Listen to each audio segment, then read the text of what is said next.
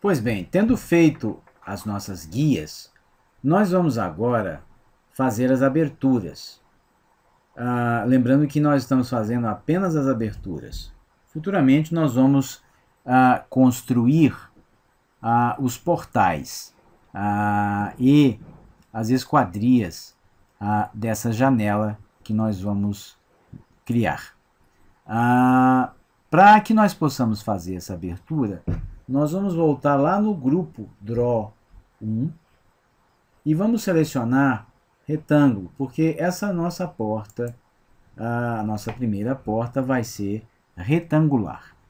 Ao selecionar o retângulo, nós voltamos a visualizar aqueles parâmetros ou aquelas opções de ferramenta que nós havíamos utilizado para criar laje de piso, parede e laje de teto. Pois bem, tendo feito isso, nós agora não vamos mais com este retângulo produzir simplesmente um novo objeto, um novo sólido. Nós vamos fazer uma abertura no objeto já existente. Então eu vou selecionar Insert Opening. Com isso selecionado, eu vou mover o meu cursor na direção da parede. Percebam que os meus planos de referência, nas suas condições default, se encontram no formato de dinâmicos, aonde eu passo o meu cursor, o plano de referência da face sobre a qual o meu cursor repousa se torna o plano corrente automaticamente. No nosso caso, nós vamos fazer duas aberturas nesta face. E é importante destacar que, quando eu ponho o meu cursor sobre um vazio ou sobre um plano de referência que não se encontra no momento ativo, ele vai mostrar esse sinal de proibido. Se esse constante mudar de planos de referência te incomoda, você pode utilizar o recurso de travar o plano, clicando com o botão da direita na região em que você quer que seja o plano corrente, e aí ele vai ficar travado. Correto? Bom, tendo feito isso, eu já tenho retângulo, já tenho Insert Opening, e vou me aproximar aqui dessa região onde deve haver um ponto de interseção entre essa guia e essa segunda guia que me dá o distanciamento do canto da parede. Embora esteja difícil de visualizar,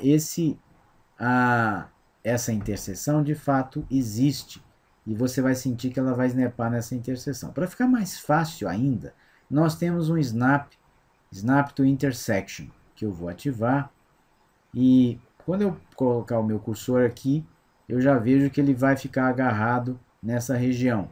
Se eu clicar e começar a mover o meu cursor, ele já vai fazer a abertura da minha porta. Eu vou descer até lá embaixo e fazer com que o meu cursor repouse sobre algum ponto da aresta inferior dessa parede. E, ao fazer isso, vou perceber lá em cima que eu tenho dois valores. Um primeiro que se encontra selecionado, que por ser menor que o outro, deve ser o da largura. Se eu quiser utilizar esse recurso de uma forma mais intuitiva, por exemplo, me aproximando e fazendo com que as dimensões sejam bastante distintas umas das outras, altura e largura, então eu vou perceber com mais clareza o que é o que, no sentido de que o menor que está lá selecionado é a largura. Essa largura, para que nós tenhamos uma folha ou um vão de abertura usual de 80 centímetros, ou útil, no sentido de que efetivamente vai poder, por exemplo, passar uma cadeira de rodas, eu vou digitar, então, 90 centímetros, 0,9, porque aí eu tenho 5 reservado para as laterais do portal, quando futuramente eu assim o fizer. Se eu quisesse alterar o segundo valor, da altura, que já está fixado em 2,15, porque eu movi lá da minha guia lá em cima até lá embaixo, na distância que eu já havia pré-definido de 2,15, eu utilizaria a tecla Tab para selecionar o próximo valor. Mas como esse valor já está definido, eu não vou digitar, eu vou simplesmente pressionar a tecla Enter. E aí eu tenho a minha porta, ou melhor, a abertura da minha porta já definida. Vou agora fazer a abertura da minha janela. E lembrem-se que a minha janela, conforme proposto no nosso exercício, deve ser uma janela de canto, uma janela modernista em balanço, onde não há estrutura nesse canto daqui. Lembrem-se também que nós criamos já uma certa altura para a porta. E vamos supor que nós quiséssemos que essa porta, ou melhor, que essa janela coincidisse na sua altura máxima com a altura máxima da porta, ou seja, 2,15. Se eu começar por abrir por aqui usando aquele mesmo comando, que é o comando Insert Opening, eu não vou ter o meu resultado conforme desejado. Perceba que ele está abrindo o meu artefato de fora a fora. E suponha que não seja isso que eu queira. Então eu vou cancelar a minha operação com a tecla ESC e vou usar um outro recurso diferente.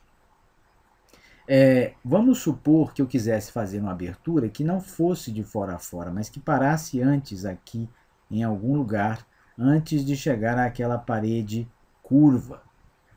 Então, um dos recursos seria eu selecionar a extrusão tridimensional e ativar a opção Insert. Com essa opção, eu vou ou inserir mais massa ou inserir uma abertura.